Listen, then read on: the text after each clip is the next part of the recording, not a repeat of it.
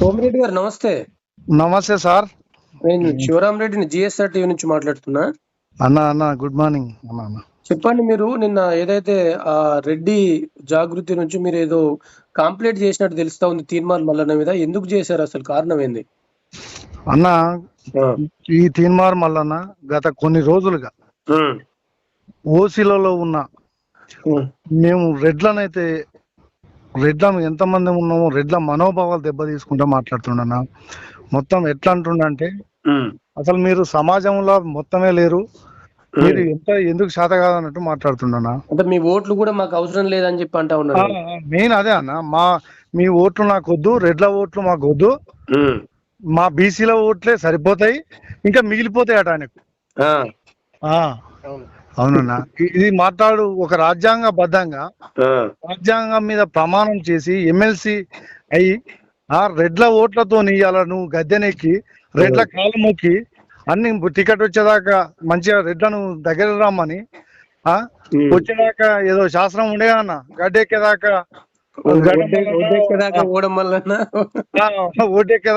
వల్లనా ఓటెక్కినాక పోవడం వల్లనా. MLC election రెడ్డిలో వేయలేదా ఓట్లు అతనికి? చాలా మంది మొత్తం రెడ్లు, నల్గొండ రెడ్లు, వరంగల్ రెడ్లు, ఖమ్మం రెడ్లు, మొత్తం కాంగ్రెస్ పార్టీ ఆ సింబల్ మీద మన మనిషి పాపం ఒకసారి ఓడిపోయింది కదా అని మేము ఆయన గెలిపించుకుంటే ఇవాళ మమ్మల్ని టార్గెట్ చేసి రెడ్డి జాతిని రోజు మా యొక్క మనోభావాలు దెబ్బతీస్తూ కించపరుస్తూ అవహేళన చేస్తున్నా నాకు న్యూస్ మీద. కులాలను ఒక రకంగా రెచ్చగొట్టినట్టే కదా. అవునన్నా, ఇతనిపై అందుకే మేము నిన్న పోచారం పోలీస్ స్టేషన్ లా మన గట్కేసర్ మండల్ మేడ్చల్ మల్కాజ్గిరి అక్కడ మనం కంప్లైంట్ కూడా ఇచ్చినామన్నా. ఏంటి ఎట్లా కార్నేచర్ ఎట్లా ఉన్నది, ఎట్లా తీసుకోబోతున్నారు? మీరు ఏదో మీటింగ్ కూడా పెడతానని తెలిసింది. అవునన్నా, తొందరలోనే మేము అందరం అన్ని రెడ్డి ఐక్య వేదిక గాని, రెడ్డి జాగృతి, చాలా సంఘాలు ఉన్నాయి, మహబూబ్నగర్ అదే పాలమూరు రెడ్డి సేవా సమితి, అందరం జాయింట్ యాక్షన్ రెడ్డి జేఏసీ ఒకటి ఏర్పడి ఈ తీన్మార్ మల్లన్న ఏమంటున్నాడు దాని మీద, అసలు మన రెడ్లకు వచ్చిన ఈడబ్ల్యూఎస్ శాతం ఎంత, మనం ఎంత, దీని మీద మొత్తం ఒకనాడు చర్చించి రద్దు కూడా చేయాలంటున్నాడు కదా అన్న. ఈడబ్ల్యూఎస్ రద్దు చేయాలని చెప్పి అంటా ఉన్నాడు కదా అన్న. అది ఈడబ్ల్యూఎస్ అనేది తీన్మార్ మల్లన్న ఇచ్చింది కాదు, కేంద్ర ప్రభుత్వం 103 రాజ్యాంగ సవరణ ద్వారా అది.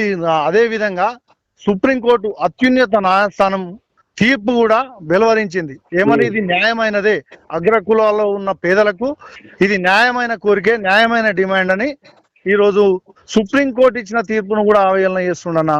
అందు గురించే మేము సుప్రీంకోర్టు తీర్పు ధిక్కార కేసు కూడా ఈయన మీద పెట్టి అన్ని హైకోర్టులో కానీ సుప్రీంకోర్టులో కానీ మేము ఈయన మీద ఖచ్చితంగా మనం అడ్వకేట్లను పెట్టి ఖచ్చితంగా ఈయన మీద చర్య తీసుకునే విధంగా మేము మా రెడ్డి జాతి అంతా ఒక్కటై ఈయన అడుగున ఆయనను నిలదీస్తాము. మా రెడ్డి జాతికి బహిరంగంగా క్షమాపణ చెప్పి అన్న అన్ని కులాలన్నీ నాకు సమానమే అని చెప్పేదాకా మేము ఈయన్ని విడిచిపెట్టమన్నా.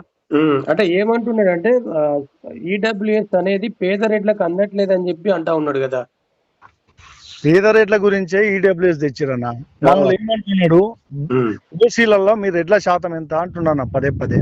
అయితే ఇది ఎంతవరకు సమంజసం అన్న? ఒక కులాన్ని అట్లా ఇప్పుడు వేరే కులాలను తిడితే రెడ్ల మీద ఎన్ని కేసులు అవుతున్నాయి, అట్రాసిటీ కేసులు చేస్తున్నారు.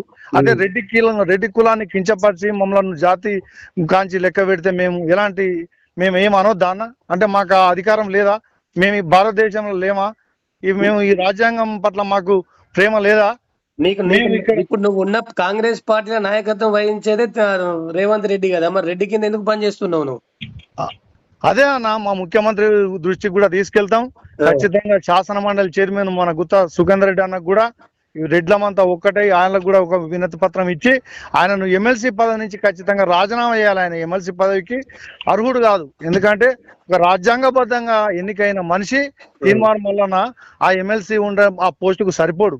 ఎందుకంటే కులాలను మీద కుంపడి పెట్టి అన్ని బీసీలని అన్న, బీసీలలో అన్ని 120 కులాలు కలిస్తే ఒక బీసీ అవుతుంది అన్న. బీసీలలో సాకలి, మంగలి, కుమ్మరి, సాకలి, ముదిరాజులు చాలా మంది, పద్మశాలీలు చాలా మంది ఉంటారన్న. ఈయన ఈ తీన్మార్ మల్లన్నది ఏందన్న 300 కాపు కులాలు, ఆయన 300 కాపులో పుట్టిన తీన్మార్ మల్లన్న ఇలా మా రెడ్లను అవహేళన చేస్తుండు కదా ఓసీ కులాలలో. మరి బీసీలలో 300 కాపుల శాతం ఎంత?